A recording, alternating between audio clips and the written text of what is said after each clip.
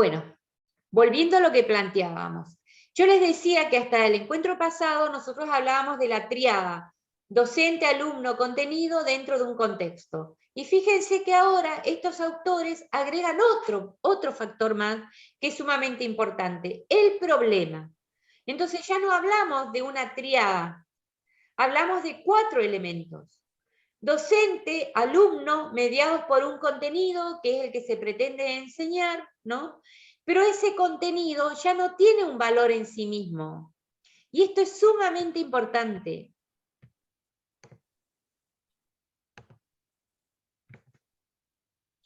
Es sumamente importante porque esto también va a determinar el tipo de concepción que yo tengo. Si yo creo que el contenido es absoluto y tiene valor en sí mismo, entonces lo único que me va a interesar es que se conozca de memoria el contenido, utilice como técnica la repetición, ¿no? La definición exacta de las cosas y demás, ¿no?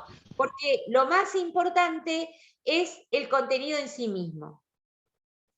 En cambio, si yo considero que el contenido es una herramienta que a mí me sirve para resolver un problema, es el medio que me sirve para resolver un problema, entonces yo voy a preparar otro tipo de propuesta de enseñanza.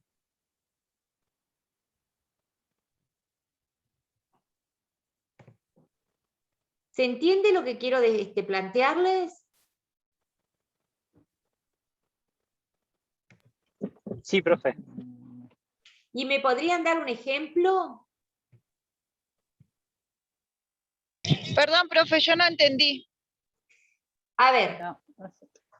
No se entiende, profe. En las situaciones de ustedes en los centros se tiene que dar mucho. Una cosa es que yo, digamos, enseñe nada más que el contenido y que el contenido tenga valor en sí mismo, nada más. Entonces yo enseño las tablas de multiplicar, ¿no? Como un poco el ejemplo que daban hace un rato, para memorizarlas, ¿no? Pero si la memorización de esas tablas no me sirve después para resolver una operación, ¿qué sentido tiene? En los centros de formación, profe, se da mucho con el momento de pasar esa situación solamente dentro del centro, sino que también lo puede haber afuera, como por ejemplo que se da seguridad e higiene y las normas para cuidarse al momento de las prácticas. Las prácticas profesionalizantes. Puede ser un ejemplo. Muy bien. Claro, en las prácticas profesionalizantes. Claro. Claro, por ejemplo, las normas que ellos aprendieron para seguridad. A eso se refiere, que puedan llevar lo que aprendan en el centro o lo que aprenden en determinado curso fuera del centro, en su vida cotidiana o al momento de desarrollarse en lo que aprendieron. El apropiarse de ese conocimiento. Bien, pero no solo afuera, No solo afuera, sino cuando, digamos, cuando yo estoy enseñando, digamos, un contenido, también ponerlo en situación de que ese contenido lo ayuda a resolver un problema que después quizá va a ser similar a ese problema que va a tener que resolver fuera. Porque yo supongo que ustedes los ponen en situación de ejercitarse previo a salir. Si adquieren las competencias del trayecto formativo, ¿no? Si se ve que las han adquirido, ¿no? A través de las prácticas. Por ejemplo, profe, yo en mi especialidad de carpintería, si yo le enseño a ellos, por ejemplo, que las maderas blandas tienen las vetas separadas y las maderas duras tienen las vetas más juntas, y yo después lo pongo en situación de poner variedad de maderas, de que ellos tengan las maderas blandas y que ellos las sepan elegir, también es un ejemplo porque están pudiendo emplear ese contenido que yo le enseñé de manera real, digamos. Bien, bien, bien. Los contenidos que se enseñan tienen que tener significatividad, tienen que tener sentido, tienen que ser útiles, me tienen que ayudar a resolver problemas. De nada me sirve a mí aprender a sumar si después cuando voy al kiosco no puedo hacer una operación para ver cuánto me tienen que dar devuelto. Entonces siempre, digamos, El contenido lo tengo que presentar como que es un recurso o un elemento que me ayuda para, digamos, resolver situaciones de la vida cotidiana o resolver un contenido más complejo. Como decía un grupo anteriormente, yo no enseñé mecanografía o los elementos básicos de mecanografía porque se me ocurrió nada más, sino porque eso me sirve y me ayuda para resolver un problema que es escribir, digamos, en una computadora y poder aprender cosas más complejas.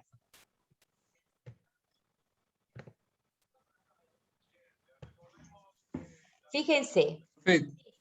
Profe. La situación de enseñanza no puede describirse solo por una diada, o sea, no podemos hablar de una situación de enseñanza solo hablando del docente y del alumno. Ni por un triángulo, o sea, solo hablar del docente, alumno y contenido.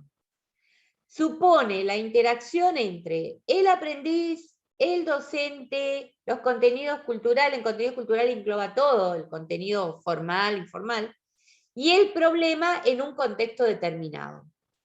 Entonces, los 4 factores son docente,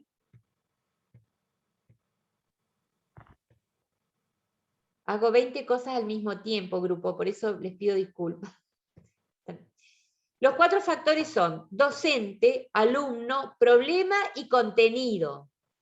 El contenido como elemento, recurso o herramienta que me ayuda a resolver un problema. Y donde interactúan en forma dinámica estos 4, ¿no?, en un proceso de comunicación. Avanzamos un poquito más. ¿Preguntas?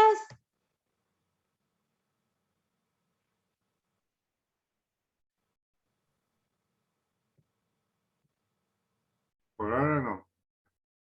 ¿Pero se comprende, se ve la necesidad de la existencia del problema?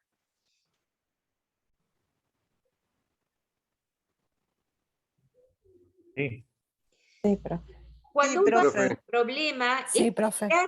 generar cierto conflicto en la otra persona, que es la persona que está aprendiendo, como generar cierta inquietud en que yo tengo que resolver esto, y los saberes que yo tengo no me alcanzan para poder solucionar este problema. Entonces necesito incorporar un saber nuevo. Cuando yo presento esa situación de esa manera, al otro le voy a despertar mayor interés en ese aprender. Si yo, qué sé yo, quiero aprender peluquería, ¿no? Y existen distintas, no sé nada de peluquería, estoy inventando, necesito a quien que me apoye. Técnica, profesora, técnica. Peluquería. Necesita técnica. Necesito aprender distintas técnicas, pero la técnica me puede servir para poder resolver un corte mejor, entonces le voy a dar utilidad, porque si no, más vale, sigo aplicando la técnica vieja, porque a mí la técnica vieja me resulta y no tengo problema. No sé si se entiende lo que quiero decir. El contenido nuevo me tiene que ser de utilidad para resolver un problema mayor. A ver, profesora, a ver si le entiendo. En este caso usted, por ejemplo, vamos a cortar el pelo en corte recto. Pero bueno, al cortar recto nos queda feo porque nos queda tronchado, porque queda muy pesado. Entonces yo a ese problema lo voy a implementar con otra técnica, en este caso de texturizado, para que el corte siga quedando recto, pero al texturizar, a utilizar otra técnica, lo voy a desgastar, va a seguir quedando recto y va a quedar con otra textura y ya no va a quedar pesado. ¿Puede ser así? Claro, bien. Y eso va a interesarle al otro, ¿no? Y va a prestar mucho más atención en aprender esa nueva técnica. ¿La ven?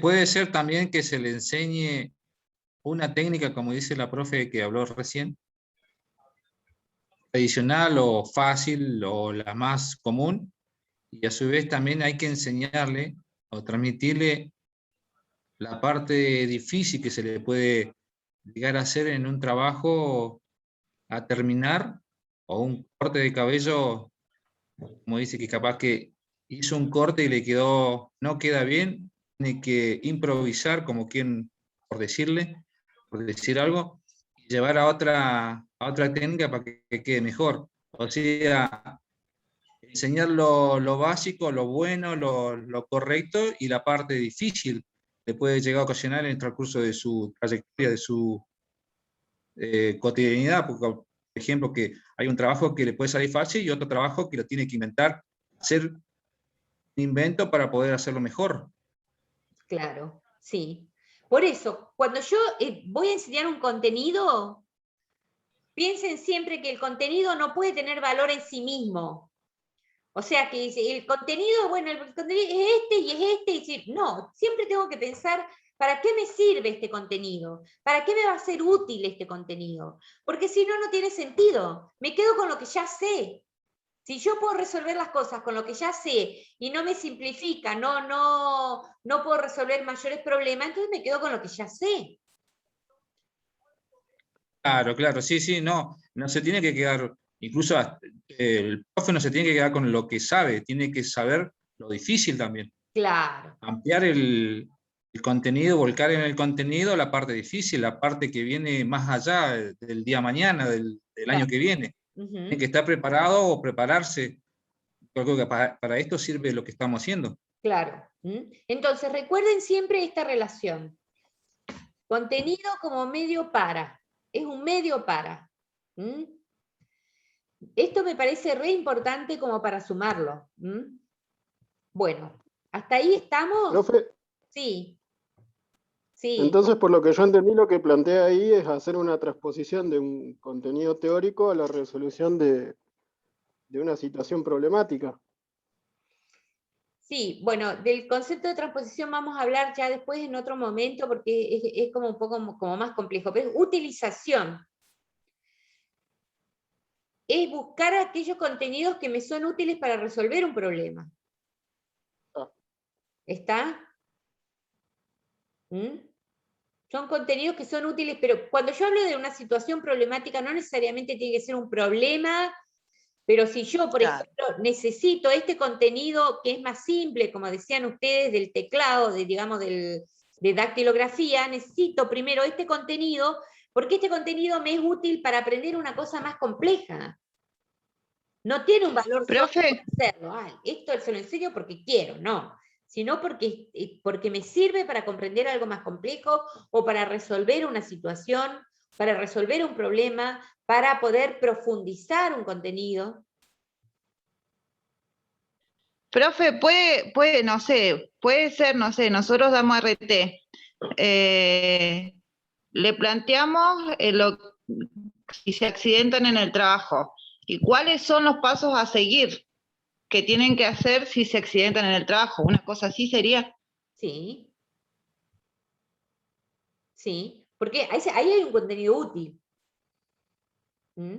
Claro, porque ellos saben que se pueden accidentar en el trabajo, entonces nosotros le decimos que si pasa eso, ¿qué pasos tienen que seguir? Una cosa así.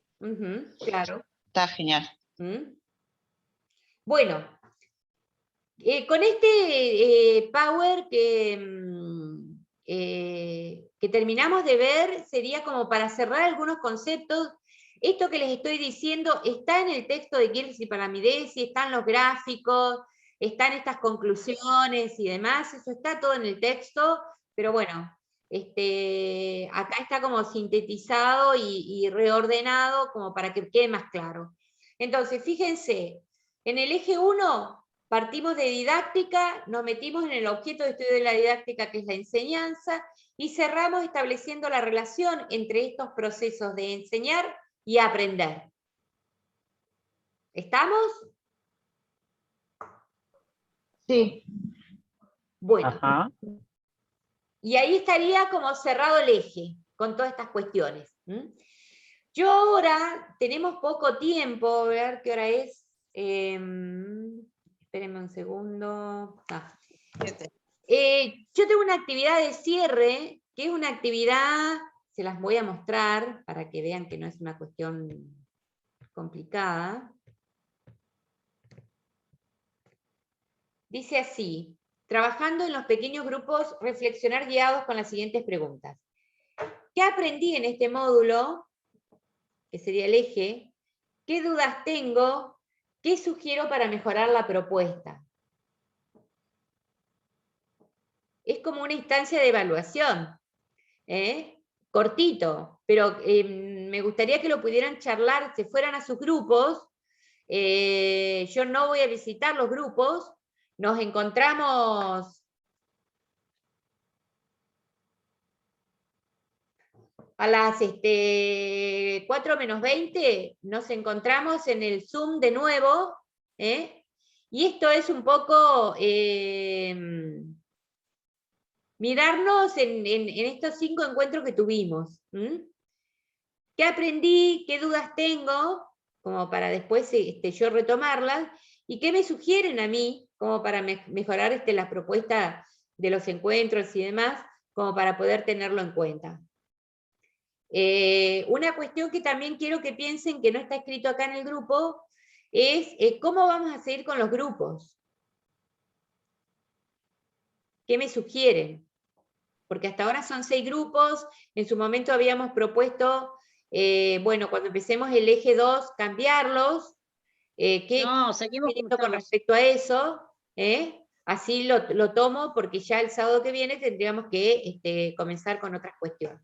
No, profe, mantengamos los grupos que estamos nomás. Profe, seguimos como estamos. Pero sugerimos ahí en la propuesta. Los conocemos, profe. Los discuten en su grupo y nos vemos menos 20. ¿Sí? Perfecto. Listo. ¿Está abierto? Sí.